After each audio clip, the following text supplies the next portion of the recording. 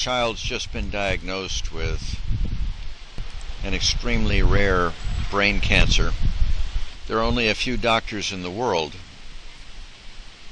that understand the disease, let alone how to operate on it. And you've devoted everything to finding and getting the attention of that one doctor. And the doctor says to you, okay, we need your child at such and such a hospital in a week for the operation, or your child will die.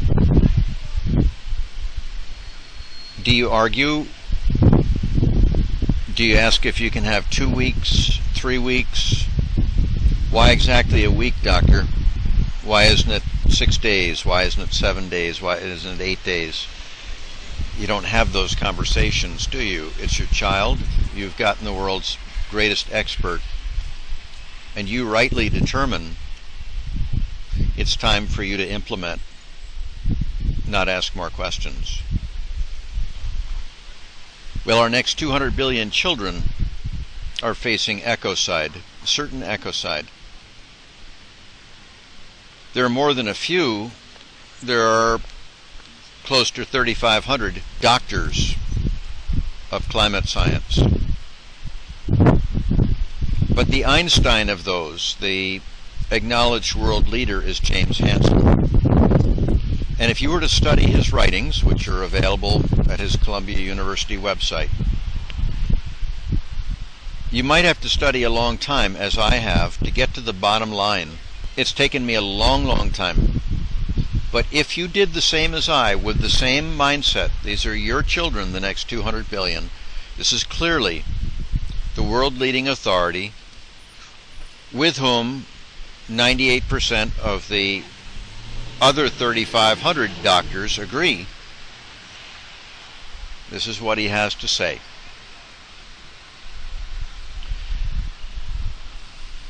Indisputably, we are currently burning about 9 gigatons, 9 billion tons of fossil fuels every year. Primarily coal, followed by oil and rapidly rising natural gas. And our woods, our forests, account for about 20% of the emissions. And if you add up all that fuel that's being burned and turned into emissions, it's about 9 billion tons per year. Now, our history as a planet over recent years is that we are increasing the amount of fossil fuels we're burning about 3% per year. So in 2012, 9 gigatons. In 2013, a little more than 18 gigatons for that 3% increase, and on and on and on and on. So the cumulative burning of fossil fuels by 2050 is headed toward over 600 gigatons additional put in the atmosphere starting today. Well, the diagnosis from Dr. Hansen that 3,500 of his peers agree with is that on top of the hundreds and hundreds of gigatons of greenhouse gases that we've already put in the atmosphere, and they stay there up to 1,000 years.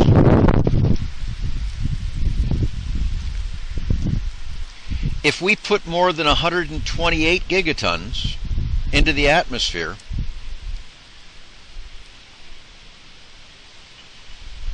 it will have such a warming effect that it will be practically, virtually impossible to ever reverse the effects, and to reverse them before they irrevocably trigger climate feedbacks total annihilation of the reflective polar ice cap, the unstoppable melting of Greenland and West Antarctic ice sheet, and its sea level rises. The killer weather that will replace the benign weather of the last 10,000 years. That on top of the hundreds and hundreds of gigatons that we've burned in the last 100 years, largely in the last 30 years, we have 128 gigatons we can yet burn.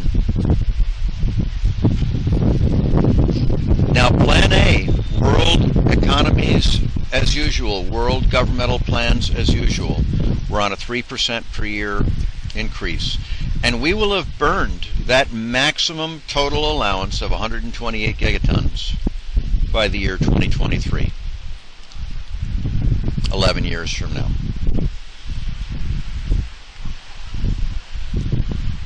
Oh gosh, there are a whole bunch of crazies. Well, gee, maybe we can figure something out then. Gee, maybe if I don't get that operation for my child a week from now, like the doctor said, maybe my child will live.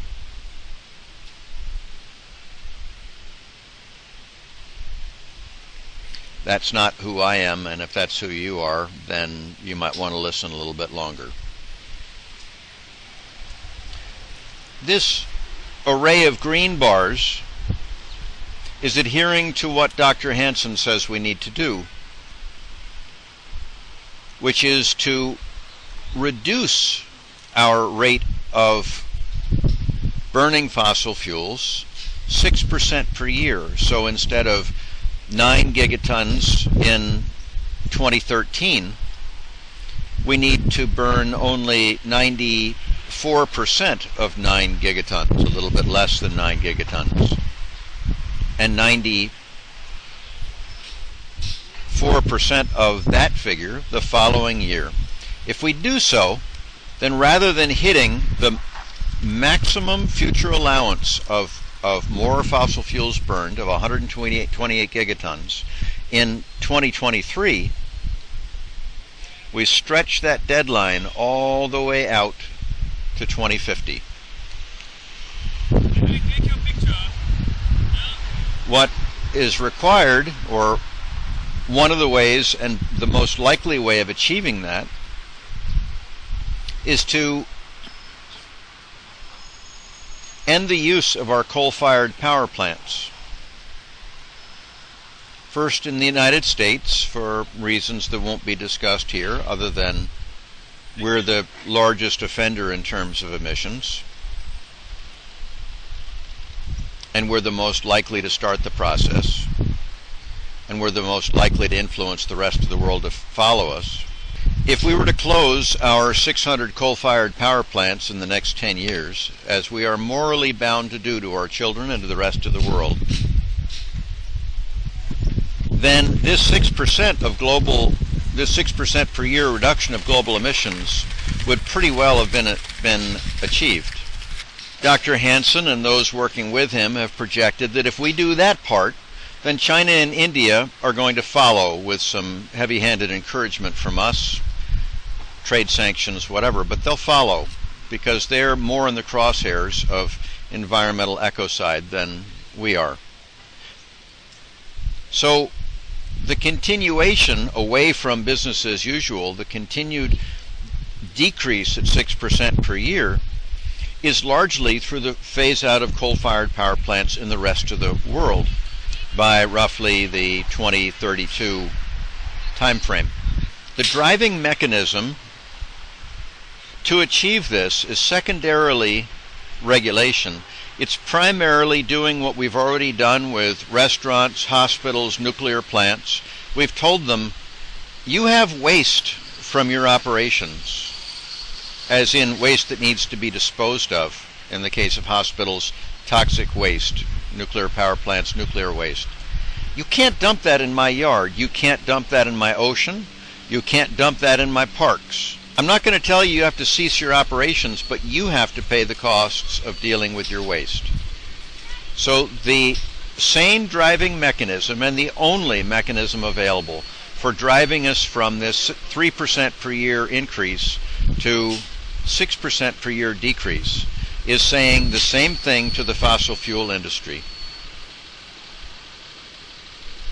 You can do your tar sands, you can do your burning of coal, you can do your selling of gasoline, you can do your fracking, but you can't do it. You can't do the dumping of global warming gases for free. Not anymore. And over the next 10 years, we will increase to $240 per ton that you will pay into a kitty here in the United States, and then the rest of the world will follow suit in their own countries. And those funds will be distributed 100% to every taxpayer, every registered citizen in this country. By $240 a ton, it will come to over $1 trillion a year in monies, and in a family of four, about $20,000 a year, $18,000 to $20,000 a year in monies that will be distributed to them to do with what they want. So the hue and cry that to achieve a curve like this, to move from increasing our use of fossil fuels to a 6% per year decreasing, will crash the economy? I don't think so. Plug-in hybrids have no emissions. This $240 a ton will be passed on by the fossil fuel companies to their consumers. So the price of gas by the time it's $240 a ton will be increased by $2 a gallon. And a family of four is collecting $20,000 a year. I think they can afford that plug-in hybrid running off of wind power at $1 a gallon with that $20,000 a year that they're getting. They can afford to demand wind power for their electricity rather than coal. So there's not an economic problem here unless you're in the coal, fracking, or gasoline business. So this is not only doable, it's insane from an economic standpoint not to do it. It will save consumers huge amounts of money. They won't be paying $4, $5, $6, $7 a gallon for gasoline. They'll be driving on $1 a gallon wind power. They won't be paying more for electricity. They're paying 8 cents a kilowatt hours now. Wind is already there. Solar voltaics are rapidly moving to that same inexpensive level. We don't have a technology problem. We don't have a price problem. We don't have an energy problem. We don't have an economic problem. We have a problem that we don't have parents that love our children and grandchildren enough so far to do whatever it takes to get this sane policy implemented. This is the bottom line, folks. This is the bottom line. This is the equivalent of your child is going to die unless that child gets an operation in a week. ECOCIDE is a certainty unless we immediately begin to reduce our emissions of our burning of coal and oil,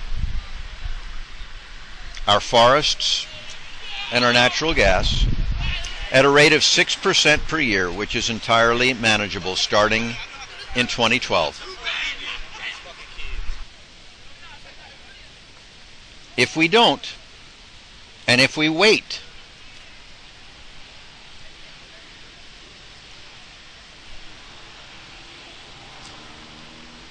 the deal is really sealed within the next couple of years, but we pass the ECOCIDE threshold of an additional 128 gigatons of fossil fuels burned by 2023.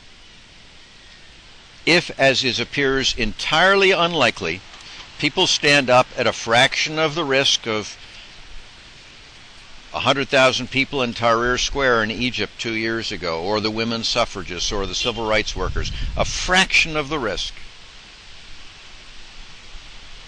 and drive through this sane, utterly moral policy, then we don't hit that threshold until 2050, giving us all that time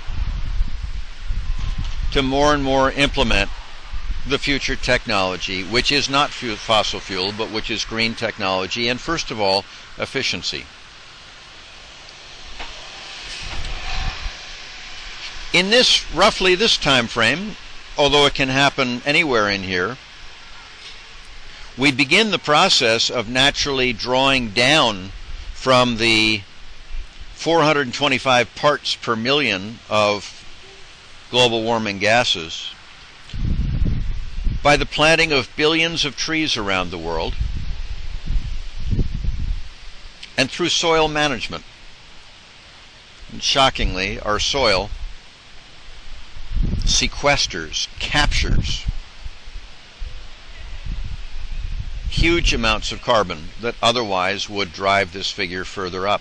Well, we can use that to our advantage by planting billions of more trees and better managing our soils. We can draw down not only to this current level of 393 parts per million, we can draw it down to where we stop the warming, which is at 350 parts per million. So we can drag that by 2099. We can drag it way below where we are right now. And we have to stop the warming process. The warming process won't stop until we get back down to 350 parts per million. That's the whole deal, friends. Right here. Here's business as usual. 425 parts per million, which is exactly what you get if you build, as soon as you have burned 128 gigatons more of fossil fuels, you will get to 425 parts per million. We can hit that, we will hit that in 2023. Or we can drag it out to 2025 and then begin bending the curve down. But we don't get to begin bending the curve down here. You think we're going to turn off all the coal-fired power plants in 2023? No. So now we're faced with a scenario like this, and the calculations, because of feedbacks and elsewhere, we'll never get it back down to 350 parts per million. We'll never get it down to where warming stops. And ecocide is a certainty. That's it.